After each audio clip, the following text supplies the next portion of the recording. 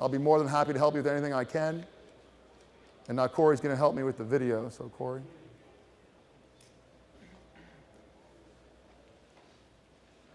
This is 2007. This is 6 months worth of training, the games, everything.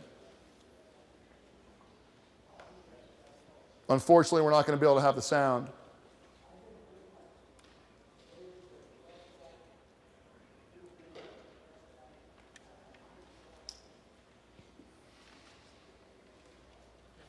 In 2007, we interviewed every single kid that wanted to come into our program. And if you didn't pass the interview, you weren't coming in the program.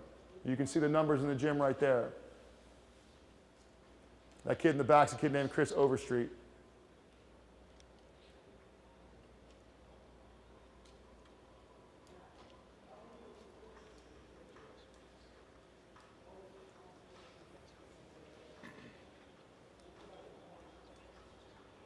Here's some of the tests that we do. We weight every kid in. This is that movement test I was talking about. Another movement test, looking for compensations. This is the ACL hop and stop test, measuring rate of force production on one leg. Seeing who's susceptible to an ACL injury, that's a vertical leap test. Another ACL hop and stop test. This kid right here plays for Syracuse right now, Dorian Graham.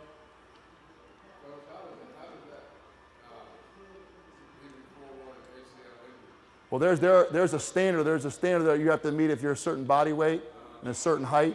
And if you're not jumping to that measurement, this is general conditioning, by the way. This is the first 2 or 3 weeks of our program. If you're not jumping to that distance, you are susceptible for an ACL tear. And then what we'll do, we measure them at the end to see how much stronger they got. A lot of the stuff we do is on single leg because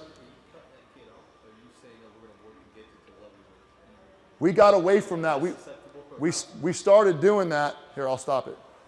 That's okay. That's a good question. His question was, what do we do when a kid doesn't measure the right way in our movement screen or the ACL hop and stop test? And what we used to do is try to do a corrective exercise program for that individual kid. But you understand, we're limited as a staff, and we had a hard time doing that. So we were sending these kids to the trainer, who's very knowledgeable. We're very fortunate to have a trainer who does, this guy like locks himself in a closet and just reads books all day long about how the body works, okay?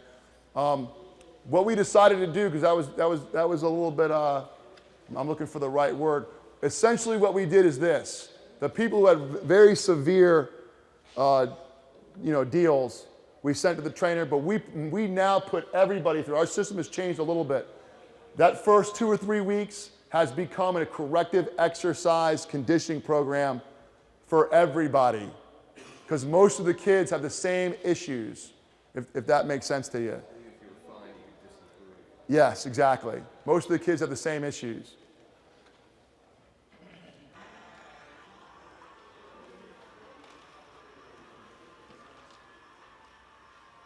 Again, this is the kid going to Notre Dame, Ben Turk, the punter, the strongest kid on our team, pound for pound.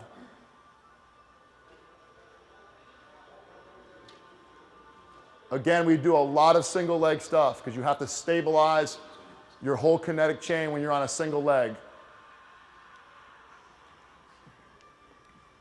We found this to be an excellent exercise not only for a pull, but in terms of grip strength when you're reaching out trying to tackle somebody and grabbing them, doing a pull-up with a towel. Here would be an example in our power phase, a plyo push-up, and then a push press.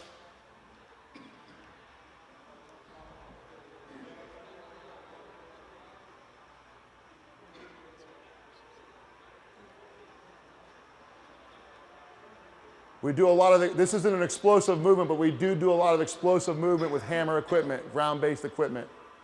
Just like this one right here, a hammer pull. This might be interesting to you too. I'll stop it for a second. I know I'm running over here.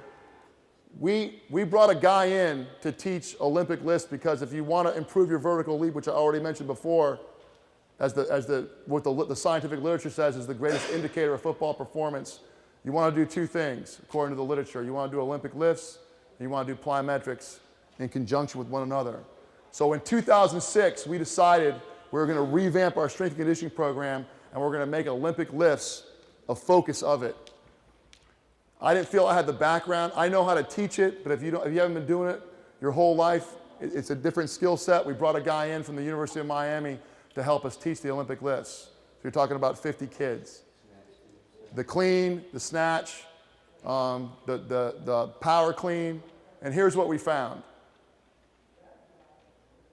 At the end of the day, the guy who I bought into, a guy named Mike Boyle, says if it doesn't look right, it isn't. With Olympic lifts or anything. If the squat doesn't look right, if there's something visually that's off with it, it's wrong. There's got to be something wrong with it. If a clean doesn't look right, it's not. It has to look right. It has to look the part. So at the end of the day, trying to train 50 kids to do a clean, I'm telling you, at the end of the day, if you had 10 kids that could do it properly, that was a lot. The learning curve was so much on it that we just decided to dump it, and we're not doing Olympic lifts anymore. So what are we doing to get to triple extension that our kids can learn fast? And what they can do fast is all of our kids are going to do a dumbbell snatch. All of them will do a dumbbell snatch. All of them will do a hammer pull. All of them will do a medicine ball throw right here that you're going to see, trying to simulate that triple extension that you get with the clean. And we think we're getting a lot of bang for our buck because the learning curve is so short and our kids can almost do it immediately. So that's where we're at in terms of our power movements. This lift right here, I'm going to show it to you, but do not do it. This is a CrossFit move, and I believe it puts too much strain on your shoulders right now. And another resource for you guys is a guy named Mike Boyle, a functional training expert.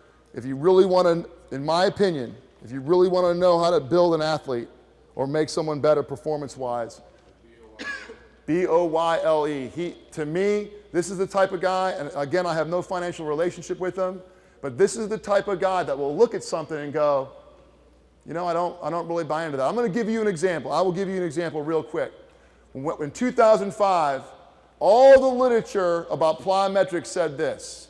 It said, don't do plyometrics unless you can squat 2.5 times your body weight.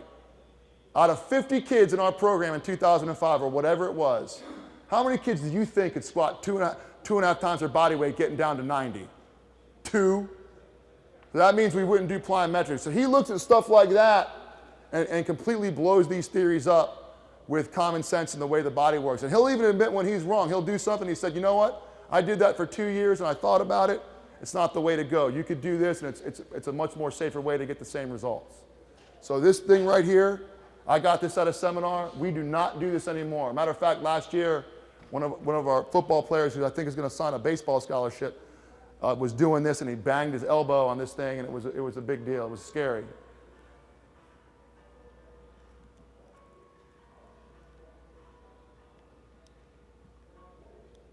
And again, I mentioned this stuff. I can't tell you the importance of this stuff. This is our team at a swimming pool. This is our whole team playing water polo. This is a tug of war game with a combination tag and tug of war. This is about 5:45 a.m. right here.